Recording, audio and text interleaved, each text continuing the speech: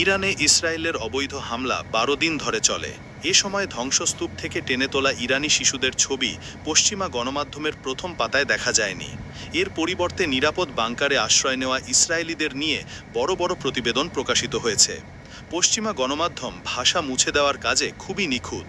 তারা কেবল ভুক্তভোগী হিসেবে ইসরায়েলিদের উপস্থাপন করে চলে, যেটা এই যুদ্ধের বয়ানকেই জোরালো করে। শুধু ইরানের ক্ষেত্রেই এমনটা ঘটেনি। গত ২০ মাসে গাজার বাসিন্দাদের অনাহারে কষ্টে রাখা হয়েছে, আগুনে পুড়িয়ে মারা হয়েছে। সরকারিভাবে বলা হচ্ছে ৫৫,০০০-এর বেশি মানুষের প্রাণ গেছে, কিন্তু বাস্তব হিসাব বলছে এই সংখ্যা লাখের ঘরে পৌঁছেছে। গাজার প্রতিটি হাসপাতালে বোমা হামলা করা হয়েছে, অধিকাংশ বিদ্যালয়ে হামলা করা হয়েছে এবং ধ্বংস করা হয়েছে।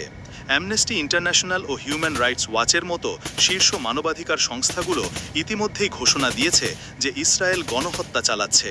অথচ অধিকাংশ পশ্চিমা গণমাধ্যম এই শব্দটি উচ্চারণ করতেই চায় না। আর কেউ যদি সাহস করে সরাসরি টিভিতে বলে ফেলে, তাহলে তারা নানা রকম সতর্কতামূলক ব্যাখ্যা জুড়ে দেয়।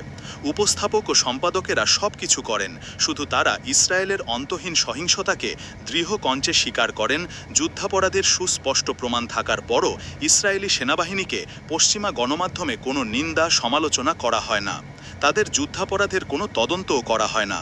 ইসরায়েলি জেনারেলরা বেসামরিক নাগরিকদের বসতির আশপাশে যুদ্ধ সভা করে, এরপরও কোথাও সমালোচনা করা হয় না তারা কিভাবে সাধারণ ইসরায়েলিদের মানব ঢাল হিসেবে ব্যবহার করছে। ইসরায়েলি সেনা ও সরকারি কর্মকর্তারা নিয়মিত মিথ্যা বলে বা গণহত্যামূলক বক্তব্য দেয়, তবু তাদের বক্তব্যগুলোই সত্য হিসেবে প্রচার করা হয়। সম্প্রতি এক গবেষণায় দেখা যাচ্ছে, বিবিসিতে ইসরায়েলিদের মৃত্যুর খবর ফিলিস্তিনিদের চেয়ে ৩৩ গুণ বেশি প্রচার করা হয়েছে, অথচ ফিলিস্তিনিদের মৃত্যুর হার ইসরায়েলিদের তুলনায় ৩৪ গুণ বেশি। এই পক্ষপাত শুধু ব্যতিক্রম নয়, এটাই পশ্চিমা গণমাধ্যমের নিয়ম।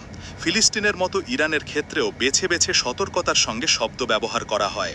ইরানকে কখনো একটি দেশ হিসেবে তুলে ধরা হয় না, বরং শুধু একটি শাসন ব্যবস্থা হিসেবে উপস্থাপন করা হয়।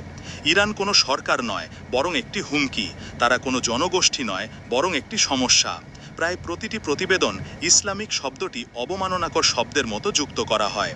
এটি চুপিসারে এই সংকেত দেয় যে পশ্চিমা আধিপত্যের বিরুদ্ধে মুসলিমদের প্রতিরোধ দমন করতে হবে।